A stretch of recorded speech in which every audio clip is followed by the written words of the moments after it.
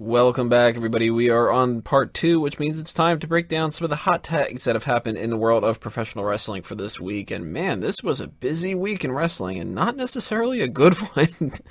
A lot of weird shit going down, and man, a lot of negative press and stuff like that, and some weird things too. I mean, before we get into some of the crazier things, let's just throw a couple easy ones out there. Kayfabe was added to the dictionary. What do you guys think about that? It's actually, like a real term now instead of just wrestling slang. Well, I think they've officially broken kayfabe. I was going to say, why now? I mean... Yeah, what's with, August 2015 where they're like, I think we'll start using that term. I think, they have a word cap which people have to use, and enough fucking nerds on WWE forums typed it in enough. They're like, it's officially a word. But I think that's exactly what it is. The term has become so accepted in everyday speech that they're able to put it in there, as opposed to before. I mean, it was just 10 years ago, really, that kayfabe was still kind of protected. True. Very true. What do you guys think is the next term that's going to get thrown in there? Is it going to be like dusty finish or ring rat? If I'm not wrong, isn't slobber knocker in the dictionary? I would assume it probably would be. I should fucking hope not. SmackDown more than likely is. Is Smark SmackDown, in there? Remember that was Smark's the story got to be in there. a year ago. Nah, I don't think Smark is. Maybe a mark. Mark might. It might be like one of those supplemental ones. A mark isn't exclusive to wrestling. Though. Yeah, that exactly, might be in there for carnival speak and stuff like that too. So, I want to consider a word as well from that. Gimmick and a lot of different wrestling terms that aren't specifically wrestling. I'm sure that they're in there, but be curious if we start getting some really, really crazy things pop up. See another hot tag that we have here. The commentary teams in WWE are changing a little bit, not drastically, but they are shifting. Byron Saxton sticking on Monday Night Raw. Yeah, great. It's going to be him, JBL, and Michael Cole for this foreseeable future. And SmackDown's going to be Jerry Lawler, Booker T, and Rich Brennan. What's the Can you repeat the second cast again? Jerry Lawler, Booker T, and Rich Brennan from NXT. I feel bad for Rich Brennan. Oh, I feel so bad for Rich Brennan. Yep. He's got to put up with both. And fucking... Chooky dookie, quack, quack. Jesus fucking Christ. He's going to get And he's fired. basically got to be in charge of it. I know, It's not even he's just that going to he's got to get deal fired. with it. He's the guy in the middle. So if something does go weird and awkward, it's on him. That poor bastard. He's not been prepared for this. That might be a great way to train these guys. If you could put up with that and somehow make that entertainable, then you definitely deserve a spot on the Rawcast. It's hard to deal with Jerry Lawler. It's very hard to deal with Booker T. You put them to fucking together. Jesus. They're like, okay, no. We're going to make it a little bit easier on you, Rich. We're going to have a new backstage interviewer that's going to transition back and forth with you. Bring on Adam Lee. My question is, why have they not done anything with Renee Young yet on the main roster? I don't think they're going to use Renee Young in any kind of commentary capacity because she hasn't really done that in a while. She's pretty strictly on interviews and the pay-per-view panel and stuff like that. I think that's where her strength lies more. And then they've got Corey Graves. This week, Paul Heyman was saying that he's the Joe Rogan of WWE, getting a lot of praise from at least Paul Heyman. And what's the other guy? He does the top 5 things. I'm drawing a blank on his name. Phillips? The new Phillips. Todd Pettengill. Oh, yeah. Tom Phillips. I don't think he's doing commentary anymore. He was doing it for a little bit. Shouldn't be. Scott Stanford was doing it for a little bit, but he seems like he's just doing pre-show kind of stuff. I think they're figuring out where they're going to put people, and Rich Brennan's not too bad. I mean, yeah, I'm down with him on NXT. You guys like him? He's not offensive. He's not offensive, and I think he's still trying to find his identity. Yeah, he's There's all way right on worse out NXT. He's all right on NXT, but I guess we'll have to wait and see how he does on the main roster. It's going to be tough for him to get along with people like Jerry Lawler and Booker T, who are part of that old guard. And everything down to the announcing is very different at NXT. And we've seen people come from NXT as wrestlers and just not be able to fit it on the main roster. I wonder if it's going to be the same thing for someone like him. I want to see what the highlight reel is for that trio. I think it'll be funny. So, speaking of NXT, there's something that just was reported a couple minutes ago, actually, when we were about to do this. There's heat on Blue Pants for how she's being used in NXT. A lot of people are complaining that she doesn't have to go through the same regiment that everybody else does, that she can make more money on the indies because she's not on the WWE contract, and the fact that she got this spot at TakeOver instead of what some of the other women could have taken. A little bit of heat on her for that. You guys think that's justified? I didn't come up with the shtick, and now I'm crying because I'm not over. Fuck off. I don't believe this at all. Just trying to stir the pot with people.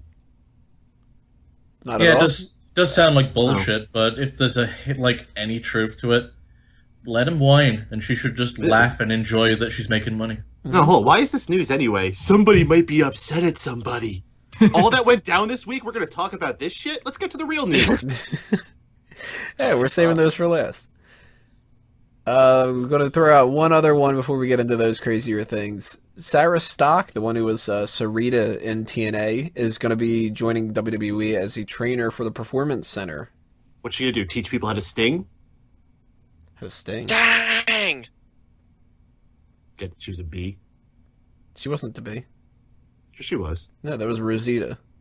Oh, they're not the same thing? No. They were tag Not team at all. partners. Sounds like the same thing. Rosita and Sarita were part of the LAX. Disappointed that she's not actually going to be a competitor, but oh well. Yeah, you never know. I mean, she might. We haven't seen anything from Amato, but she could. She's something like 40 or something, though, so I don't think that they would really be using her, but you never really know. I mean, we've had crazier things happen. We had just had Liger wrestle for a fucking NXT thing, you know? So, let's get into some of the other things here. Man, as I said before, what is going on with this week? We had Zahra Schreiber, the one who got into trouble with the whole Seth Rollins thing and the leaked photos, the scandal with him cheating on his fiancée. She made her debut on NXT at a live event as Solomon Crow's little sister. So she started getting more attention, and that attention brought up terrible things from her social media past, including making fun of Disney's Black Princess and basically saying the reason that they don't have, that they're not selling out of the Black Princess action figures is because black people don't buy them for their kids. She made fun of Nazi stuff, had swastikas all over the place on a couple things on Instagram and everything, and there were people who were like, that's kind of insensitive, and she's like, I can do whatever the fuck I want. Apparently you can't, because now she's fired. Justified or not? What do you guys think? I personally found the Hitler pony adorable. I do love how it's like, when they just put up the thing about the one swastika, and she's like, oh, that's a symbol for peace, then it's like, yeah, but what about the pony? That's clearly not. It's got a Hitler mustache. Yeah, it's like, you can't even say it's a pony with the peace symbol. No, it's a pony with a peace symbol with a Hitler mustache.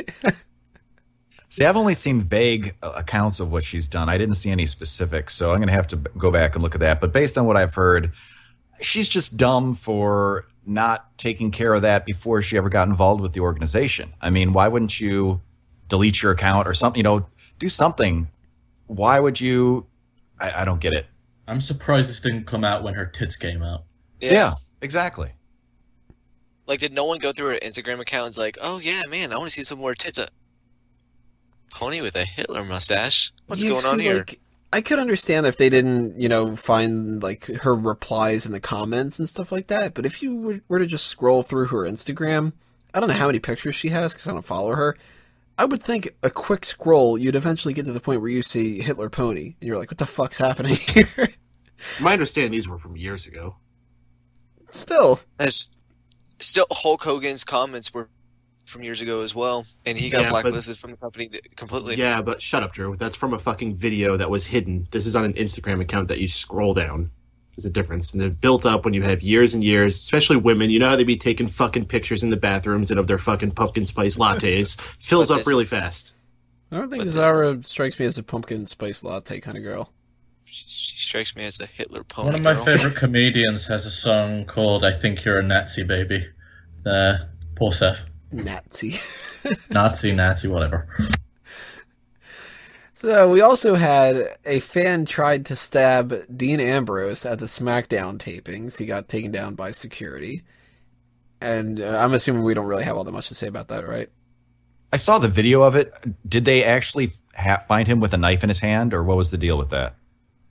Because I saw the video of it. It looked like the guy was just trying, jump the barrier to try to maybe hug him or something. I don't know. I couldn't see anything, but every report that I had checked out on like a bunch of different websites and stuff said that he had a knife. So, I mean, he might not have. You never know. I mean, either way, he was the guy jumping the guardrail going after Dean Ambrose. Yeah, I mean, either way, he deserved to get kicked out and, legal action or as appropriate. But based on the video that I saw, of course, I wasn't one of the security guards who took him down, but I wasn't viewing it the way that, it looked to me like he was trying to embrace him as a loving fan as opposed to attack him. I just thought it was hilarious that Dean Ambrose turns around, looks at it, and he's like, what the hell's happening? And then he's just like, oh, I'm going to pose. Yeah, I'm the man. That was great. Well, he was like, a knife. CZ dub.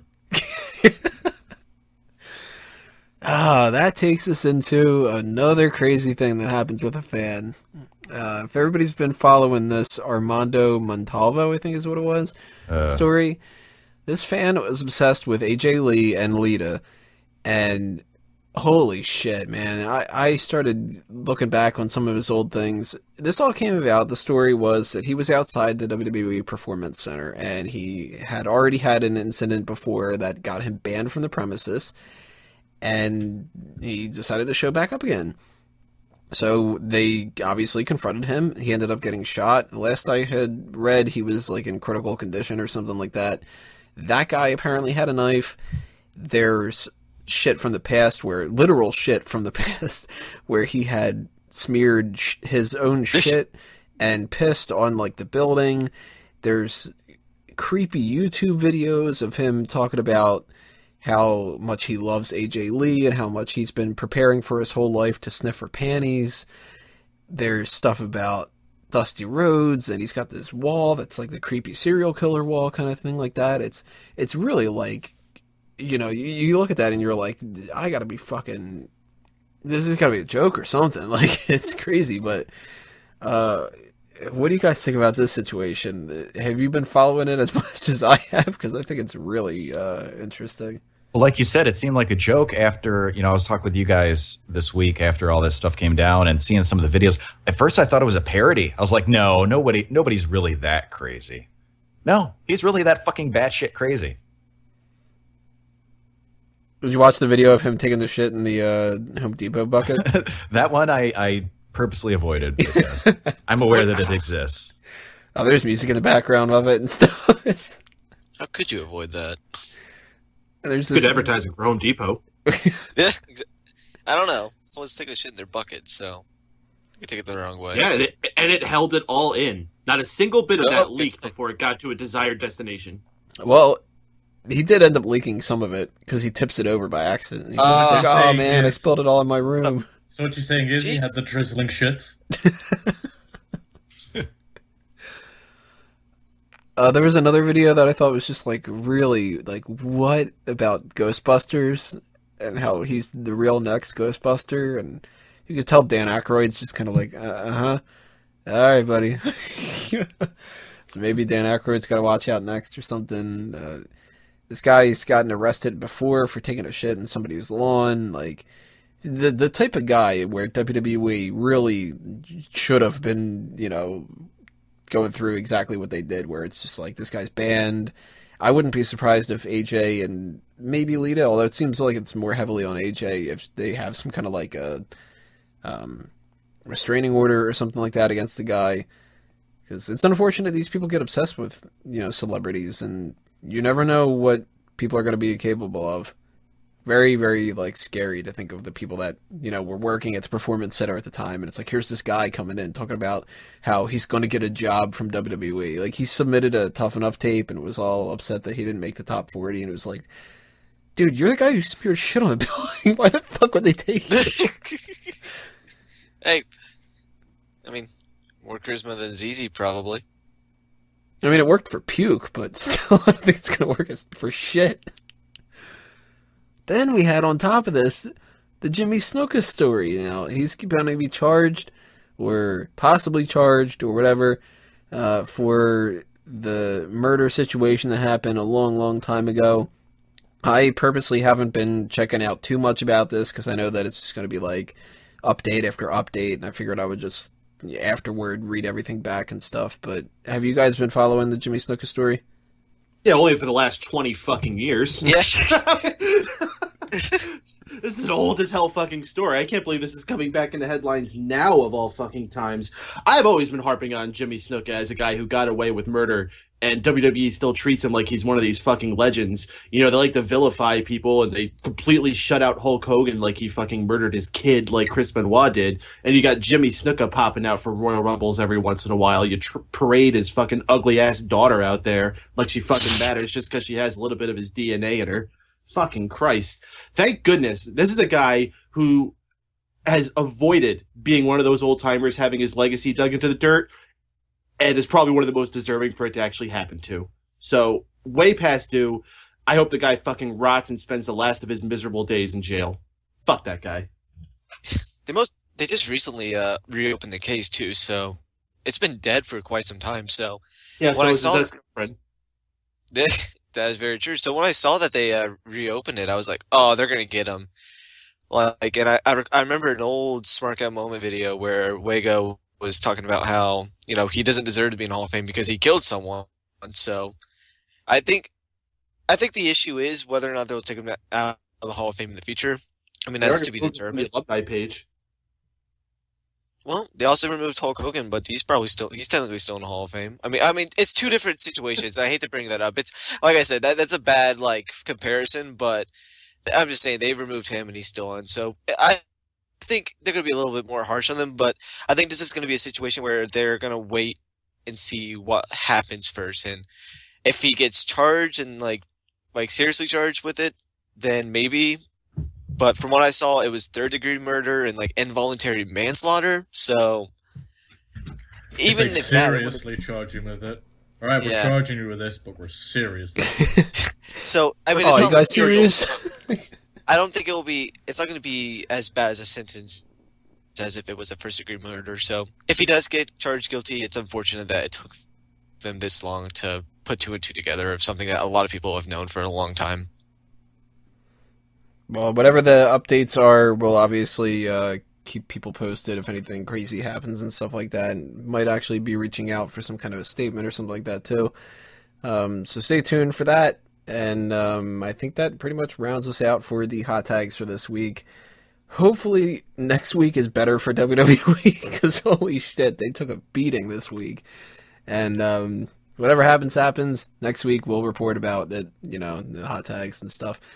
And I think we need to take a little bit of a break now, so we're going to go into the Rust Hold in Part 3, and then we're going to come back with our main event for episode 198, and then wrap everything up with the Fantasy League. So stay tuned on iTunes and Stitcher, and on YouTube. All you got to do is keep clicking on the next part. We'll see you there.